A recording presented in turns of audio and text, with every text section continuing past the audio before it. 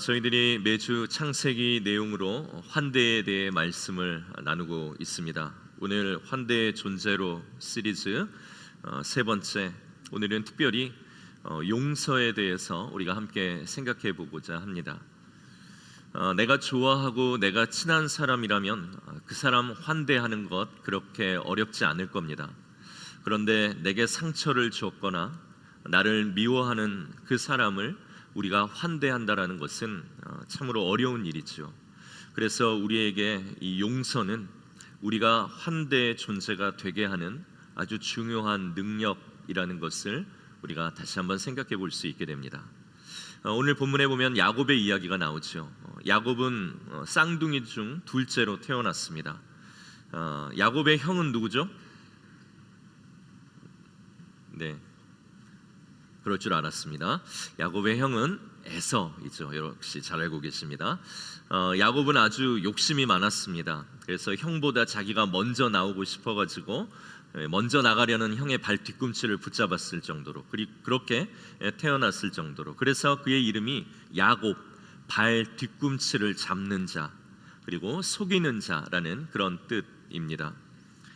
야곱은 장자인 형을 아주 시샘했고 결국에는 이제 늙어서 눈이 안 보이는 아버지를 속이고 형처럼 하고 들어가서 형이 받아야 할 모든 장자의 축복을 전부 가로채 버린 것은 우리가 잘 알고 있는 이야기입니다. 이 일로 인해서 형 에서가 분노하게 되죠. 그리고 동생을 죽이겠다라고 혈안이 되어서 찾아다닙니다. 그래서 아무래도 이 형제 간의 살인의 사건이 날 것 같아서 오늘 그의 부모는 야곱을 밧단 아람이라는 어머니의 고향, 그 외삼촌이 살고 있는 아주 먼 이 밧단 아람으로 급하게 야곱을 피신시킵니다. 이 야곱은 외삼촌 집에 가서도 그 성공과 부에 집착하는 그런 인물이 되었죠. 그는 성실했습니다. 그러나 한편으로는 자기가 목표한 모든 것을 손에 넣기 위해서 아주 교활한 또한 그런 방법과 생각으로 모든 것들을 이루어갔던 그런 사람이죠. 그 때문에 이 야곱은 외삼촌과 함께 지냈지만 이 외삼촌의 식구들로부터 미움을 사게 되기도 합니다. 그러나 성공하기 위해서 그 정도 인생의 싸움, 그 정도의 미움받는 거, 그거 당연하게 야곱은 여겼을 겁니다. 그런 야곱이 이제 많은 자녀를 얻고 부자가 되고 나이가 들자 이제 다시 떠나왔던 옛집 그 고향으로 돌아가고 싶었습니다. 그런데 문제가 있죠. 자기를 죽이겠다고 찾아다니던 그 형에 대한 두려움입니다. 시간이 흘러서 형이 자기를 용서했다라면 다행이겠지만 반대로 계속 자기를 증오해 오고 있다라면 분명 나타났을 때 자기의 목숨은 물론이요 자기의 자녀들과 아내들까지 위험해질 게 뻔했기 때문에 이 야곱은 너무나도 이것이 두려웠습니다. 그래서 우리가 읽은 본문 윗장 그 전장에 있는 창세기 32장 7절에 보면 이 야곱의 심리 상태가 나오죠. 7절에 보면 이렇게 나옵니다. 야곱이 심히 두렵고 답답했다. 야곱이 심히 두렵고 답답한 마음으로 오늘 가기는 가야 되는데 이 모든 것들에 대한 두려움을 안고 있는 것을 보여주고 있습니다. 그래서 야곱은 머리를 굴립니다. 그동안 교활하고 또 성공을 위해서 자기 아이디어가 나름대로 잘 먹혔기 때문에 오늘 야곱은 머리를 써서 하나의 대책을 생각해내죠. 그것이 뭡니까? 자기의 가축, 자기들의 종, 자기들의 아이들, 자기들의 아내들, 이 모든 것들을 여러 그룹으로 나누어서 차례로 형에게 보내는 것입니다. 먼저 형에게 줄 좋은 가축을 선별을 합니다. 그리고 그 가축도 전부 다 보내는 것이 아니라 세 때로 나누어서 각각 1차로 가축을 보내기는 하는데 먼저 선발로 갈 가축의 때, 그 다음 또 가는 가축 때, 그 다음 또 세 번의 때로 나누어서 가축을 보내게 됩니다. 그래서 형 에서가 이 많고 좋은 가축을 보면은 선물로 받아서 그 마음이 좀 풀어질까 해서 오늘 야곱이 머리를 내어서 세운 전략이죠. 그리고 가축을 이렇게 1차로 보낸 후에는 그 다음에는 2명의 아내와 2명의 시녀, 그리고 그들을 통해서 낳은 11명의 아들을 그 다음으로 보냅니다. 먼저 시녀들과 시녀들이 낳은 아들을 1차로 보내고 그 다음에는 2 아내와 2 아내들을 통해서 낳은 아들들을 나중에 보냅니다. 그런데 이 두 아내 중에서도 자기가 더 좋아하는 아내인 라헬과 그의 아들 요셉은 맨 뒤로 빼서 이들은 맨 나중에 가게 합니다. 그래서 이 야곱은 그냥 보이는 대로 너 가고 그다음 너 가고 너 가고 이렇게 보내는 것이 아니라 아주 치밀하고 전략적으로 보내는 순서를 정해서 이렇게 보내게 된 것이죠. 형 에서가 아직도 화가 안 풀려서 좋은 가축들을 선물로 보냈는데 뭐 이딴 거 누가 봤는데 이러면서 가축들과 종들을 죽이는 그러한 일이 생기면 그 다음 가축을 몰고 가던 종들은 가축을 다른 데로 몰고 가서 재산의 피해를 어떻게든 줄이려는 전략을 이 야곱이 세운 겁니다. 그리고 시녀들과 시녀들을 통해서 낳은 아이들을 먼저 보내는 이유도 그들이 혹 변을 당하면 그 다음 뒤를 따르는 본처와 본처의 자녀들은 어떻게 해서든지 도망치게 해서 살려보려고, 그리고 야곱 그 자신은 가장 마지막으로 가면서 앞에서 일들이 좋지 않게 일어나면 어떻게 해서든지 자기는 도망쳐서 살 요량으로 가장 치밀하고 계산적으로 작전된 이런 일들이었습니다. 그래서 모든 종, 모든 가축, 모든 아내들, 자녀들을 다 고향을 향해 이제 갈 수 있도록 강을 건너게 하고 자기는 아직 강도 건너지 않고 그렇게 남아있는 상황입니다. 야곱의 이 전략이 어떻게 보면 지혜롭다라고 하면 지혜로울 수 있지만 또 비열하다라고 하면 굉장히 비열한 그런 모습이죠. 자신이 생각할 수 있는 최선의 방책과 대비책을 세워서 그것을 실행하고 있습니다. 그러나 오늘 이 야곱의 마음은 여전히 두렵고 떨리는 그러한 상황이었습니다. 그런데 그런 야곱에게 오늘 한 사람이 찾아오게 됩니다. 오늘 32장 24절에 보면 야곱은 홀로 남았더니 어떤 사람이 날이 새도록 야곱과 씨름을 하였다라고 그렇게 말씀에 나오죠. 어떤 한 사람이 야곱을 찾아오게 되는데 야곱은 이 사람과 함께 밤이 새도록 씨름을 했다라고 성경에 나옵니다. 야곱은 자기의 불안함과 두려움을 어떻게 해서든지 잊어보려는 듯 끈질기게 이 사람을 붙들고 씨름을 하죠. 낯선 사람은 야곱을 이길 수 없다라는 걸 알고 야곱의 허벅지 관절을 쳤다라고 성경은 이야기합니다. 이 허벅지 관절이라는 것이 엉덩이 뼈에서 허리로 이어지는 그런 골반뼈 부분이라고 합니다. 그렇게 이 사람이 야곱의 그 허벅지 관절을 치자 야곱의 엉덩이 뼈가 어긋나 버리게 됩니다. 그렇게 큰 부상을 입었는데도 오늘 이 야곱은 놓지를 않죠. 그리고는 그 사람에게 계속해서 자기를 축복해 달라고 그렇게 이야기합니다. 축복을 하지 않으면 내가 놓지 않겠다라고 그렇게 하면서 끈질기게 이 사람을 붙듭니다. 그때 그 사람이 야곱에게 너의 이름이 무엇이냐라고 하면서 야곱의 이름을 물어보게 되죠. 그때 야곱은 내 이름이 야곱입니다. 뒤꿈치를 잡는 자, 속이는 자라는 그 야곱의 자기 이름을 그 사람에게 이야기를 해줍니다. 그때 그 낯선 사람은 너의 이름을 다시는 야곱이라고 부르지 말고 이제는 하나님과 겨루어 이겼다라는 뜻의 이스라엘이라고 하라고 하면서 오늘 야곱의 이름을 바꾸어주는 축복을 해줍니다. 그렇게 이 낯선 사람은 야곱을 축복해주고 야곱을 떠났을 때 야곱은 그 사람이 하나님이었다라는 것을 알게 되죠. 물론 이 학자들마다 그리고 또 유대인 랍비들은 이 부분을 이야기할 때 정말로 이분이 하나님이었는지 아니면 하나님의 천사였는지 뭐 여러 가지 많은 의견들은 있습니다. 그러나 우리가 성경에 보면 하나님의 천사가 나타났을 때도 우리가 그것을 하나님으로 이렇게 알고 표현하는 부분들도 있고 또 야곱이 보았을 때 분명히 사람이 아닌 어떤 특별한 하나님이라고 느낄 수 있는 그런 위엄이나 그런 것들이 느껴졌기 때문에 오늘 야곱은 그가 하나님이었을 것으로 그렇게 봅니다. 그리고 자신이 하나님의 얼굴을 보았는데도 죽지 않았다라고 하면서 오늘 그곳 이름을 브니엘, 하나님의 얼굴이라고 그렇게 정하고 그곳 이름을 부르게 됩니다. 오늘 우리가 이 이야기를 잘 알고 있습니다. 그런데 우리가 늘 이 이야기를 읽을 때마다 이해가 되지 않는 부분이 있죠. 어떻게 하나님이 야곱에게 질 수 있는가 하는 것입니다. 그러나 오늘 여기에 신비가 있다라고 생각합니다. 하나님 혹은 하나님의 천사가 인간에게 진다라는 것은 있을 수 없는 일이죠. 잠깐 야곱의 엉덩이 뼈를 쳤는데 그 엉덩이 뼈가 어긋나 버리고 그것 때문에 평생 다리를 절게 되었다라는 것은 오늘 그 낯선 사람, 그 하나님이 야곱을 이길 수 없는 것이 아니라 분명히 이길 수 있었음에도 불구하고 야곱에게 져 주신 것이라는 것을 우리는 이 이야기를 통해 생각하게 됩니다. 오늘 야곱의 이름이 이스라엘로 바뀌었습니다. 하나님과 겨루어서 이겼다라는 겁니다. 그런데 저는 이 이름이 굉장히 부끄러운 이름이라고 생각을 합니다. 세상에 하나님을 이겼다라는 이름을 가질 수 있는 사람이 어디 있겠습니까? 누가 그 이름을 들어도 하나님을 이긴 자가 아니라 하나님이 일부러 져주신 자라고 그렇게 생각하지 않겠습니까?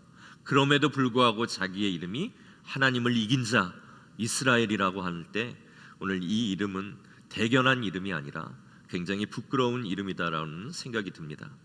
하나님과 겨루어 이겼다랍니다. 그러면서 엉덩이 뼈는 부러졌고 평생 다리를 절뚝이면서 살아가게 됩니다. 그런데도 자기의 이름이 하나님과 겨루어 이긴 자 이스라엘이라고 그렇게 이야기한다라는 것은 정말로 어떻게 보면 굉장히 창피한 그런 이름이라고 할 수 있죠. 그러나 오늘 이 이스라엘이라는 이름 속에 담겨져 있는 의미가 있는 것 같습니다. 하나님께서 너에게 져주셨다. 너를 언제든지 이길 수 있지만 너를 위해 져주시는 분이 하나님이시다. 그리고 하나님께 매달려 의지한다라면 그분은 그동안의 너의 이름에서 새로운 하나님의 꿈이 들어있는 이름으로 너의 삶을 바꾸어 주실 수 있는 분이시다.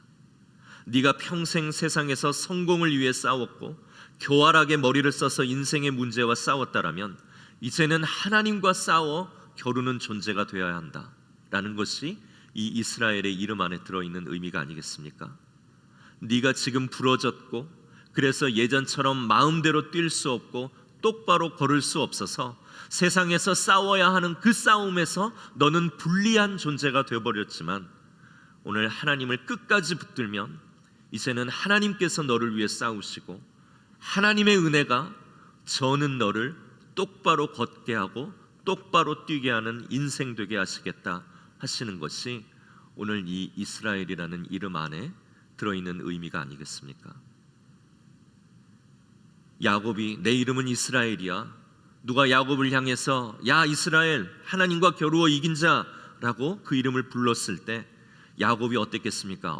그래 나는 하나님과 겨루어 이긴 사람이지 하며 그가 대단한 승리를 그렇게 느꼈겠습니까? 오히려 그 반대이겠죠. 나를 이기시지만 내게 져주신 그분의 은혜가 떠올라서 야곱은 자기의 이름을 생각하고 누군가 자기의 이름을 이스라엘로 부를 때에 더욱더 겸손한 자가 되지 않았겠습니까? 하나님 없이 사방으로 날뛰면서 걸리는 자마다 다 밀어 넘어뜨리고 이기려고 꾀를 쓰고 인생의 문제를 피하려고 그렇게 머리를 교활하게 쓰던 야곱이 자신의 엉덩이 뼈가 내리쳐져서 어긋나게 되고 그의 인생이 절뚝거리게 되었지만 이제는 하나님께서 하나님의 은혜가 야곱의 인생을 더 위대한 목표를 위해 온전히 걷게 하고 달리게 하는 분이 되어주셨다라는 것, 이것이 오늘 그의 이름을 바꾸어 주신 하나님의 은혜이고 이스라엘이라는 그 이름 안에 들어있는 참된 의미가 아닐까라는 생각을 해보게 됩니다. 예수님의 십자가도 그런 의미이죠. 우리는 저 십자가를 조롱했습니다. 예수가 나를 구원한다고, 예수를 믿으면 영원한 생명이 있다고, 어디 너나 내려와서 너를 구원해봐라 하며 예수님을 이긴 자처럼 우리가 나를 믿고 나의 능력을 믿고 내가 가진 것을 믿고 우리가 살아왔습니다. 그런데 나를 이기실 수 있는 예수님께서 내게 져주시며 십자가에서 우리를 위해 죽어주셨습니다. 그렇게 남 밀치고 남 넘어뜨리고 교활하는 것을 지혜로 알면서 뛰어다니던 나의 엉덩이 뼈가 오늘 예수님으로 인하여서 어긋나고 부러지게 되면서 십자가의 예수님만이 내 소망이 되시는 것을 우리가 인생을 살며 경험하고 만나게 되는 또한 은혜를 주셨습니다. 그러자 이제는 나를 이길 수 있으시면서 나를 위해 죽어주신 이 십자가의 은혜와 신비를 그제야 우리가 깨닫고 오늘 내가 예수를 이겼다라고 자랑하고 다녔던 내 삶이 얼마나 부끄러웠고 그분이 나를 위해 져주신 것이구나를 알게 되면서 오늘 저 십자가를 통해 오늘 나를 결국에는 이기신 예수님이 나에게 새로운 삶의 목표와 새로운 은혜로 나를 올바로 걷게 하고 뛰는 자 되게 하셨다라는 것을 우리가 믿음으로 고백할 수 있는 사람들 되었습니다.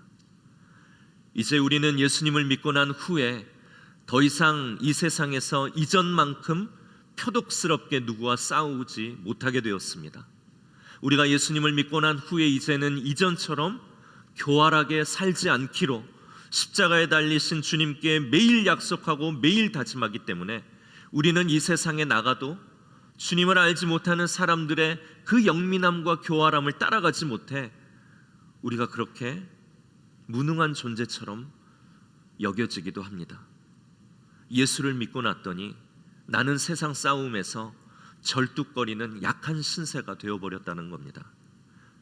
그러나 나는 세상에서 절뚝거리지만 나는 예수님 때문에 정말로 똑바로 걷고 똑바로 뛸 수 있는 사람이 되게 해주셨습니다. 세상에서 우리는 더 이상 이전처럼 빨리 뛰지 못하지만 오늘 예수님 때문에 나는 하나님의 나라라는 새로운 우리 인생의 목표를 위해 마음껏 뛰고 올바로 걸을 수 있는 사람이 될 수 있었다라는 것이죠. 그래서 내가 약한 지금 예수님께서 나의 강함이 되어주시고 야곱의 이름을 이스라엘로 바꿔주셨듯이 오늘 불신자라는 내 이름을 예수님을 죽인, 그러나 이제는 내가 죽고 내 안에 그분이 살게 된, 그분이 나를 위해 져주셨지만 결국에는 그분이 나를 이기심으로 나에게 놀라운 새로운 삶의 목표와 새로운 삶의 방식을 가르쳐 주신 그 놀라운 은혜의 주님을 믿는 자, 신자로 우리의 불신자된 이름을 바꾸어 주셨습니다. 우리가 그렇게 예수님의 얼굴을 만나고 하나님의 얼굴을 만남으로 우리에게 새로운 인생의 삶과 목표들이 생긴 존재가 되었습니다. 야곱이 그 밤 얻은 은혜는 이것이었다라고 봅니다. 하나님의 얼굴을 만난 그 밤 브니엘에서 야곱의 인생이 완전히 새롭게 변화하게 됩니다. 그래서 야곱의 전체적인 일대기를 보면 야곱이 고향을 떠나고 그 약속의 땅을 떠나게 됐지만 오늘 야곱이 그 약속의 땅으로 돌아오게 되는 그 과정 가운데 떠남과 돌아옴의 그 중간에 무엇이 있습니까? 오늘 이 하나님의 얼굴을 만나게 되는 사건이 있는 것입니다. 하나님의 얼굴을 만나게 되었을 때 그가 돌아오는 삶의 시작이 이제 열리게 되었다라는 것을 야곱의 전체 일대기 중에 오늘 이 사건을 통해 보여주는 것입니다. 오늘 그의 삶이 하나님의 얼굴을 만난 그때를 통하여서 완전히 변하게 됩니다. 오늘 32장 31절에 보면 하나님의 얼굴을 본 그 브니엘을 지날 때에 해가 돋았다라고 성경은 이야기합니다. 새 날을 알리는, 야곱의 새 삶을 시작을 알리는 해가 돋았다라는 것이 하나님의 얼굴을 보았을 때 일어난 일이었다라고 성경은 아름다운 문학적인 표현을 통해서 오늘 하나님의 얼굴을 본 야곱에게 새로운 날이 이제 시작이 된 것을 보여주고 있습니다. 그렇게 새로운 날이 시작이 된 후에 이제 오늘 본문 33장이 비로소 시작이 되는 것입니다. 오늘 본문에 보면 형 에서가 400명의 사람들을 끌고 나타납니다. 400명의 사람이라면 이건 거의 군대 수준입니다. 야곱이 형을 만났을 때 어떻게 됩니까? 3절의 말씀인데요. 우리 3절의 말씀을 다 같이 한 목소리로 함께 읽겠습니다. 자기는 그들 앞에서 나아가되 몸을 7번 땅에 굽히며 그의 형 에서에게 가까이 가니. 아멘. 오늘 야곱이 형을 만나게 되었을 때 형을 향해서 7번 몸을 땅에 굽혔다라고 이야기합니다. 그것은 단순히 숫자적으로 7번 땅을 굽혔다라는 것이 아니라 성경에는 7이 완전한 숫자이죠. 그래서 형 앞에서 완전한 복종과 겸손을 표현할 수 있었다라는 것을 의미합니다.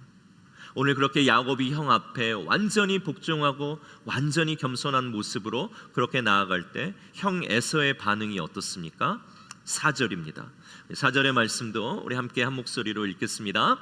에서가 달려와서 그를 맞이하고 안고 목을 어긋 맞추어 그와 입 맞추고 서로 우니라. 아멘.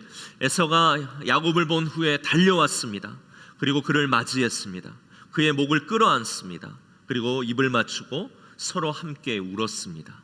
완전한 화해가 오늘 그 자리에서 일어났다는 것을 성경이 보여줍니다.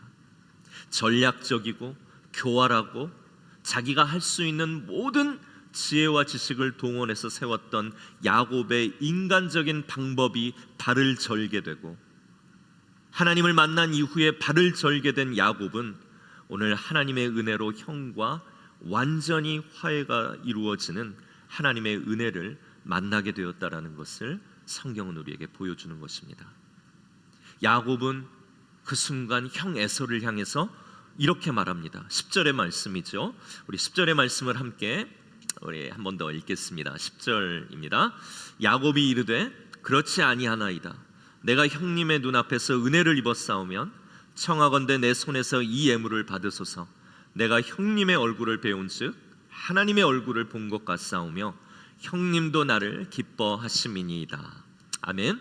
내가 형님의 얼굴을 본즉 하나님의 얼굴을 본 것 같다라고 그렇게 이야기하고 있습니다. 저는 이 부분을 읽으면서 그동안 이 야곱을 아주 그냥 아첨의 대가라고 생각을 했습니다. 누가 저에게 제가 목사님의 얼굴을 배운즉 하나님의 얼굴을 본 것 같습니다라고 했다라면 저는 아주 그 사람을 사랑할 겁니다. 아주 좋아할 거예요. 야곱이 완전히 이전과 다른 사람이 된 것은 아닙니다. 이후의 사건들을 보면 야곱은 아직도 너무나도 부족한 것이 많습니다.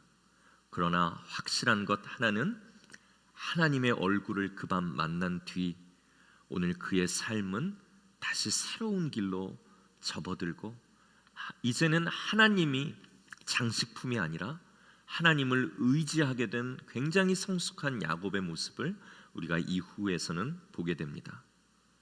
야곱이 에서에게 나아갈 때 분명히 하나님의 얼굴을 만났음에도 불구하고 그에게는 두려움이 있었을 겁니다. 용서를 구할 때 과연 이 용서를 받아줄까? 받아주지 않을까? 내가 용서를 구했는데도 용서를 받아주지 않아서 내가 해를 당하는 것은 아닐까? 여전히 그의 마음 가운데 두려움은 있었겠지만 오늘 하나님의 얼굴을 만난 그 밤을 기준으로 그 두려움의 크기는 분명 예전과 같지 않았을 겁니다. 하나님이 오늘 이곳에서 나를 만나주시고 야곱이라는 욕심쟁이, 남을 넘어뜨리는 자, 속이는 자라는 내 이름을 바꾸어서 하나님을 이제는 향해 하나님의 말씀과 겨루고 그분의 사랑과 겨루고 그분의 온전하심과 겨루는 자로 내 이름을 바꾸어 주셨다라면 오늘 하나님을 믿고 나아갈 때 주님이 형과 만나는 이 자리에서 하나님이 하실 일이 있으시리라 하며 오늘 그의 두려움과 또 불안함은 분명 이전 하나님을 만나기 전과는 그 무게와 크기에 있어서 굉장히 달랐을 것이라고 생각을 합니다.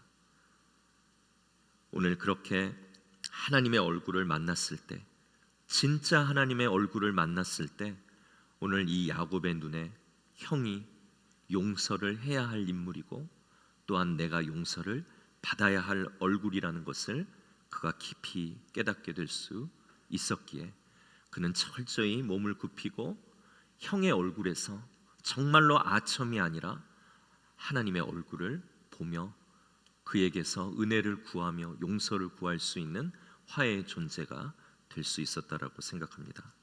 여기에 신앙의 원리가 있겠지요. 형님의 얼굴을 보니 하나님의 얼굴을 본 것 같다라는 말은 정말로 하나님의 얼굴을 만나고 나니 모든 것이 다르게 보였다라는 야곱의 진실된 고백이었을 겁니다. 하나님의 얼굴을 진짜 만나니 모든 것에서 하나님의 얼굴이 보였다라는 그런 야곱의 고백이 아니었을까요? 여러분, 우리는 하나님의 얼굴을 만났습니까? 정말로 십자가에 달리신 예수님의 얼굴을 우리는 만났을까요? 그냥 지나가다 스쳐본 것 말고 남들이 하나님의 얼굴은 이렇다더라, 예수님의 십자가의 얼굴은 이렇다더라 설명해주는 그러한 설명 말고, 정말로 나를 이기실 수 있는 주님이 나를 위해 졌다라고 말해주신 그 하나님의 얼굴, 십자가에 달리신 예수 그리스도의 얼굴을 우리가 참으로 만났을까 하는 것입니다. 그렇게 만난 하나님의 얼굴을 이제 우리가 누군가에게 보여주는 것이 우리의 환대가 되는 것입니다. 용서하기 싫은 그 사람의 얼굴에서 내가 만난 하나님의 얼굴을 보는 것이 나의 환대가 되는 것입니다. 오늘 예배의 자리에 나온 여러분, 이 예배의 자리가 하나님의 얼굴을 다시 보는 분이엘이 되었으면 좋겠습니다. 다시 나를 이기실 수 있음에도 불구하고 나를 위해 져주심으로 내게 새로운 화해와 용서가 있다는 것을 깨닫게 해주시고, 나를 위해 십자가에서 죽으신 예수님, 나를 이기실 수 있음에도 불구하고 오늘 나의 구원을 위해 나를 위해 져주시고 죽어주심으로 나를 영원한 생명으로 이기게 해주신 예수님의 얼굴을 만나는, 그리고 다시 생각해보는 이 예배의 시간이 되었으면 좋겠습니다.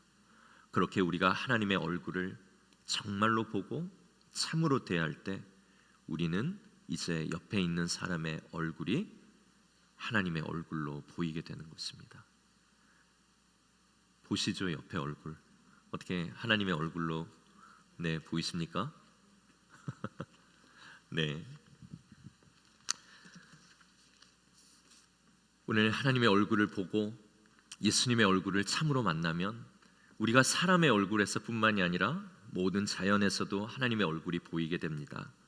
맑은 하늘에서도 하나님의 얼굴이 있고, 나무와 꽃에서도, 또 오늘 이렇게 내리는 눈에서도, 남편에게서도, 아내에게서도, 그냥 무심코 만나는 낯선 사람에게서도, 그리고 우리에게 도움을 구하는 노숙자들과 난민들과, 또 우리를 상대하지 않는 우리보다 훨씬 높은 부자와 또한 가난한 자 모두에게서 하나님의 얼굴을 우리는 느끼고 보게 됩니다. 그들 안에 있는 하나님의 얼굴을 보면 어떻게 우리가 누군가를 죽일 수 있겠습니까? 누구에게나 있는 하나님의 얼굴을 우리가 어디에서나 본다면 우리가 어떻게 함부로 꺾고 함부로 태우고 함부로 또한 대할 수 있겠습니까? 그래서 모든 자에게 있는 하나님의 얼굴을 보는 것이 환대이고, 또 내가 보았던 하나님의 얼굴을 보여주는 것이 우리의 환대입니다. 오늘 그렇게 우리가 하나님의 얼굴을 볼 수 있고 누군가에게 하나님의 얼굴을 보여줄 수 있다라면 오늘 내가 살아가는 곳이 화해를 통하여서 얼마나 좋은 세상이 될 수 있겠습니까? 하나님의 복이 되어서 우리를 보내신 그 세상으로 나아가서 용서와 용납을 이루는 선교적 존재로 함께 지어져 가는 것, 그것이 또한 우리가 꿈꾸는 모습이 아닙니까? 오늘 말씀의 제목 한번 다시 띄워주시겠습니까? 불안한데 편안한데. 불안한데 편안한데를 약간 이렇게 언어 유희로 만든 불안한데 편안한데입니다. 보여주실 수 있나요? 이건 봐야지. 깊이 고심하고 만든 것이기 때문에 꼭 보셔야 됩니다. 불안한데 평안한데. 예수님을 믿고 더 이상 우리가 세상에서 표독스럽게 못 뛰고 표독스럽게 못 싸우고 나쁜 방법으로 이익을 취하려고 애쓰는 자 되지 못해서 우리가 불리해지니까 우리의 마음이 불안한데 느낄 수 있죠. 그러나 나는 세상에서 불리해졌지만 하나님의 영광을 위해 유익한 존재로 오늘 살아가는 존재가 되었고, 이제는 나는 이 세상에서 절름발이로 저는 그러한 크리스천으로서의 삶을 살지만 오늘 내 삶에 하나님의 은혜가 더해져 내가 온전히 뛰고 걸어갈 수 있는 존재가 되었음을 알 때 우리의 삶이 편안한데? 라고 해석할 수 있게 되지 않겠습니까? 여러분 용납해 주십시오. 용서해 주십시오. 이제 그만 마음의 빗장을 푸십시오. 그런 말씀 안 드리겠습니다. 대신 그냥 내게 져 주신 하나님의 얼굴을 보여주시고 오늘 그 사람에게 깃들어 있는 하나님의 얼굴을 읽을 수 있는 성령의 도우심과 충만하심을 얻기를 바랍니다.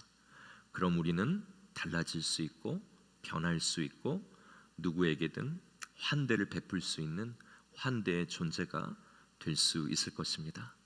이번 한 주 환대의 존재로 살아가기로 결단하면서 우리 버지니아 펠로우십 교회 모두가 화해의 복으로 주 안에서 온전히 걷고 뛸 수 있는, 주님 안에서 붙들려 살아갈 수 있는 그런 저희들, 그리고 이번 한 주 되기를 주님의 이름으로 축복합니다.